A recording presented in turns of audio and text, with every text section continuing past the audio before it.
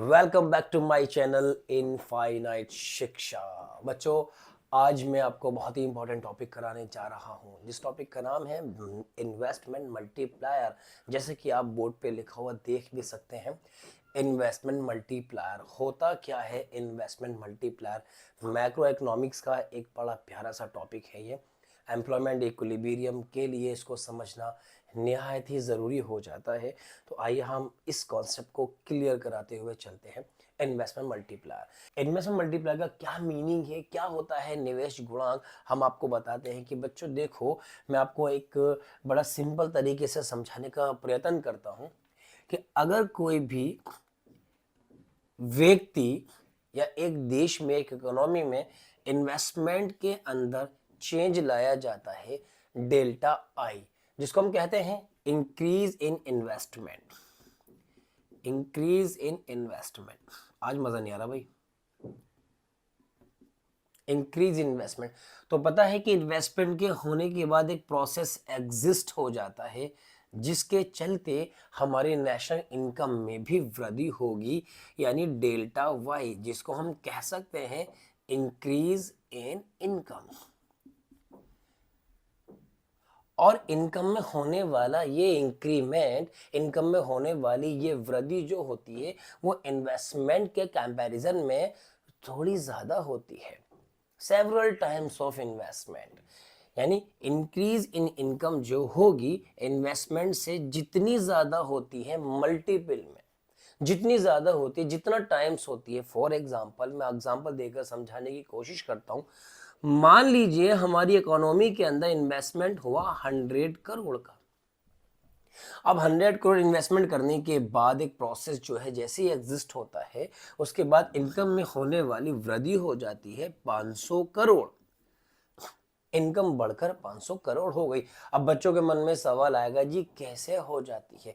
वो भी प्रोसेस आपको समझाया जाएगा, जिसको हम बोलते हैं इन्वेस्टमेंट मल्टीप्लायर मैकेनिज्म, वो भी समझाया जाएगा। फिलहाल आप यहाँ पर ये समझ लीजिए कि जब आपने इन्वेस्टमेंट किया, आपकी इकोनॉमी के अंदर इन्वेस्टमेंट का लेवल बढ़ता है, तो उसके बाद हमारी इनकम में भी वृद्धि हो जाती है। अब इनकम में होने वाली ये जो वृद्धि है, ये जो इंक्रीमेंट है, इन्वेस्टमेंट के कंपैरिजन में कितने टाइम से, इन्वेस्टमेंट 100 करोड़, इनकम 500 करोड़, तो होने वाला ये इंक्रीमेंट जो है वो 5 टाइम्स है। होने वाली ये वृद्धि जो है वो 5 टाइम्स है। बस इस 5 टाइम्स को कहा जाता है इन्वेस्टमेंट मल्टीप्लायर। और इन्वेस्टमेंट मल्टीप्लायर को कैपिटल के से डिनोट किया जाता है। अब अगर मैं इसको अल्जेब्रिकली लिखता हूं, अगर मैं इसको एक फॉर्मूले की शक्ल में लिखता हूं, सिंबॉलिकली लिखता हूं, तो ऐसे भी लिखा जा सकता है delta Y upon delta I. और जब हमने इस तरह लिखा है, तो इसके इस फॉर्मूले से, इसकी इस फॉर्म से भी हम इसको डिफाइन कर सकते हैं।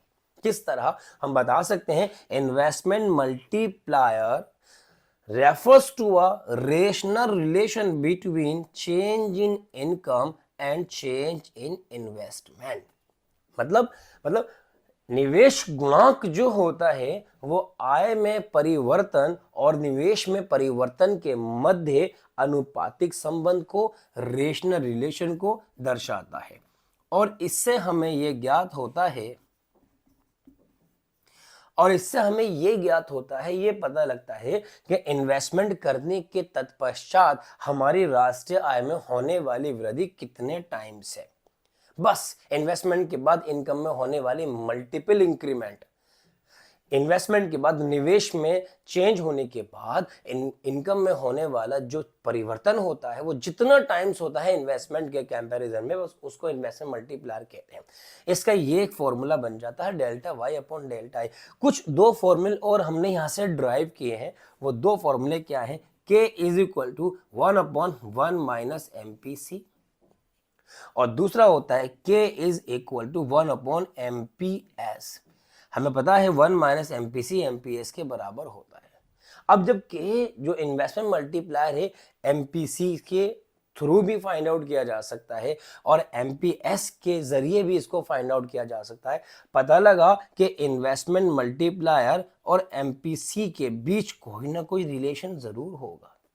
वो रिलेशन क्या है, वो रिलेशन भी आपको पता होना चाहिए। और एग्जाम में कई बार क्वेश्चन पूछा जाता है, what are the relation between investment multiplier and marginal propensity to consume.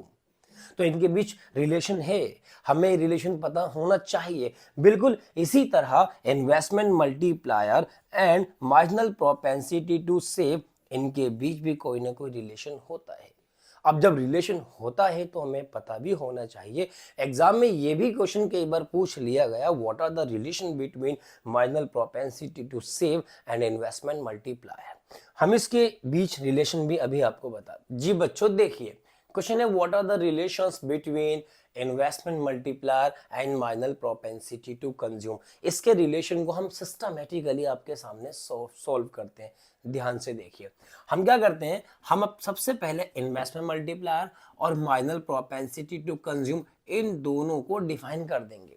हम कहेंगे investment multiplier refers to a rational relation between change in income and change in investment, while marginal propensity to consume refers to a rational relation between change in consumption and change in income. Investment multiplier इनके बीच अनुपातिक संबंध को दर्शाता है, जबकि marginal propensity to consume इनके बीच अनुपातिक संबंध को दर्शाता है। एक्सप्लेन करने के लिए सबसे पहले इन दोनों को डिफाइन कर दूं, उसके बाद आप बताओ कि इन्वेस्टमेंट मल्टीप्लायर और मार्जिनल प्रोपेंसिटी टू कंज्यूम के बीच पॉजिटिव रिलेशन होता है। पॉजिटिव रिलेशन का मतलब क्या होता है? पॉजिटिव रिलेशन का मतलब होता है कि अगर मार्जिनल प्रोपेंसिटी टू कंज्यूम की वैल्यू बढ़ती है तो इन्वेस्टमेंट मल्टीप्लायर की वैल्यू भी बढ़ेगी। Inversely, if the marginal propensity to consume decreases, correspondingly investment multiplier also decreases. यानी पॉजिटिव रिलेशन का मतलब यह होता है कि दोनों ही चीजें डायरेक्टली मूव करती हैं, पॉजिटिवली मूव करती हैं। अगर एमपीसी इंक्रीज होता है तो इन्वेस्टमेंट मल्टीप्लायर इंक्रीज होगा, एमपीसी डिक्रीज होता है तो इन्वेस्टमेंट मल्टीप्लायर डिक्रीज होगा। इसको कहते हैं पॉजिटिव रिलेशन। अब हमने ये तो मान लिया कि पॉजिटिव रिलेशन होता है, लेकिन हमें ये साबित करना होगा कि अगर एमपीसी को हम बढ़ाते हैं तो इन्वेस्टमेंट मल्टीप्लायर बढ़ेगा, और अगर एमपीसी को घटाते हैं तो इन्वेस्टमेंट मल्टीप्लायर घटेगा। यह हमें साबित भी करना होगा, सिर्फ इतना बता देना ही काफी नहीं होता है। चलिए हम आपको ये एक साबित करके दिखाते हैं। हमने यहां पर एमपीसी की वैल्यू ले ली 0.25 और यहां पर हमने एमपीसी की वैल्यू ले ली 0.50। अब आप देख सकते हो कि एमपीसी यहां ज्यादा है और एमपीसी की वैल्यू यहां पर कम है। जहां एमपीसी की वैल्यू ज्यादा है वहां अगर इन्वेस्टमेंट मल्टीप्लायर की वैल्यू ज्यादा आ जाती है, और जहां एमपीसी की वैल्यू कम है वहां इन्वेस्टमेंट मल्टीप्लायर की वैल्यू कम आ जाती है। तो आप ये साबित करने में समर्थ हो जाएंगे कि एमपीसी और के दरमियान पॉजिटिव रिलेशन होता है। आइए चलिए करते हैं। हम जानते हैं कि इन्वेस्टमेंट मल्टीप्लायर के फॉर्मूले हमने आपको 3 फॉर्मूले लिखवाए, समझाए। वो क्या थे? Delta Y upon delta I and 1 upon 1 minus MPC and last one is 1 upon MPS. अब हम जानते हैं यहां पर जो हमारे पास इंफॉर्मेशन है, उस इंफॉर्मेशन के बेस पर जो फॉर्मूला हम अप्लाई करेंगे वो करेंगे जो एमपीसी बेस्ड है, यानी 1 अपॉन 1 माइनस एमपीसी। सिमिलरली यहां पर भी हम लिखेंगे 1 अपॉन 1 माइनस एमपीसी। अब हम दोनों ही केसेस में, इस यहां पर भी और यहां पर भी, इन्वेस्टमेंट मल्टीप्लायर की वैल्यू को फाइंड आउट कर सकते हैं। हमने जो एमपीसी की वैल्यू मानी है यहां पर 0.25 एज्यूम की है और यहां पर 1 अपॉन 1 माइनस 0.5 एज्यूम की है। ये रही आपके एमपीसी की वैल्यू। अब इसको अलजेब्रिकली सॉल्व करते चले जाइए। 1 अपॉन यहां आ जाएगा 0.75, 1 अपॉन 0.75 को डिवाइड किया, 1 प्लस अप्रोक्सीमेट इतना आता है, और यहां पर हमने डिवाइड किया, यहां आ जाएगा 2। तो हम जानते हैं यहां पर के की जो के है वो इसके कंपैरिजन में छोटा है। तो जहां एमपीसी की वैल्यू ज्यादा है वहां के की वैल्यू ज्यादा है, जहां एमपीसी की वैल्यू कम है वहां के की वैल्यू कम है। यानी इस प्रूव हो जाता है कि एमपीसी और के बीच पॉजिटिव रिलेशन होता है। If the value of MPC increases, investment multiplier also increases. Hence proved. तो इस तरह अब हम आपको सामने बताने जा रहे हैं कि इन्वेस्टमेंट मल्टीप्लायर और माइनर प्रोपेंसिटी टू सेव के बीच क्या रिलेशन होता है, बिल्कुल ऐसे एक्सप्लेन करेंगे हम। यहाँ पर हमने सबसे पहले इनके मीनिंग को समझाया, फिर यहाँ पर इनके बीच रिलेशन को बताया, फिर यहाँ पर रिलेशन को हमने प्रूव करके दिखाया। ऐसे यहाँ पर भी होगा।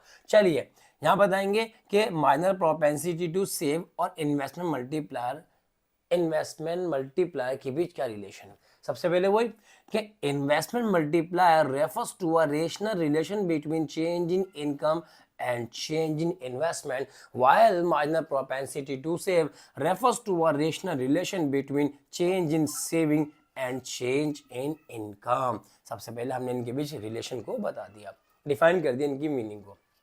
अब आता है इन दोनों के बीच क्या कैसा रिलेशन होता है। भाई आप यहां देख सकते हो, जब कंजम्पशन के साथ इन्वेस्टमेंट मल्टीप्लायर का पॉजिटिव रिलेशन है तो सेविंग के साथ मल्टीप्लायर का नेगेटिव रिलेशन होगा।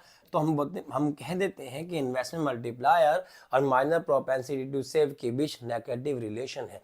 नेगेटिव रिलेशन का मतलब क्या होता है भाई, अगर माइनर प्रोपेंसिटी टू सेव की वैल्यू इंक्रीज होती है तो इन्वेस्टमेंट मल्टीप्लायर की वैल्यू डिक्रीज हो जाएगी।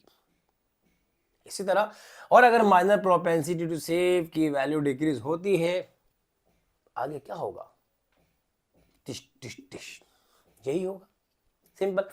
अब हमें ये प्रूव करना है, चलो हम प्रूव यहां कर लेते हैं। हमने यहां पर माइनर प्रोपेंसिटी टू सेव ले लिया 0.5, यहां माइनर प्रोपेंसिटी टू सेव ले लिया 0.25। अब आप देख सकते हो जहां माइनर प्रोपेंसिटी टू सेव यानी एमपीएस की वैल्यू ज्यादा है, वहां के की वैल्यू अगर कम आ जाती है, और जहां एमपीएस की वैल्यू कम है वहां इन्वेस्टमेंट मल्टीप्लायर ज्यादा आ जाता है, तो हम ये साबित करने में समर्थ हो जाएंगे कि इन दोनों में नेगेटिव रिलेशन है। आइए करते हैं। जैसे मैं यहाँ पर के लिखता हूं तो मेरे दिमाग में एक बात आती है कि फॉर्मूला कौन सा पुटअप किया जाए। भाई जो गिवन वैल्यू है उसके हिसाब से करेंगे। एमपीसी गिवन था तो एमपीसी वाला फॉर्मूला, एपीएस गिवन है तो एपीएस वाला फॉर्मूला, और एपीएस वाला फॉर्मूला होता है 1/, एमपीएस सॉरी, एमपीसी गिवन है तो एमपीसी वाला फॉर्मूला, और एमपीएस गिवन है तो एमपीएस वाला फॉर्मूला। मुझे लग रहा है मैं बीच बीच में एपीएस बोल गया, वो एपीएस नहीं एमपीएस है, माइनर प्रोपेंसिटी टू सेव।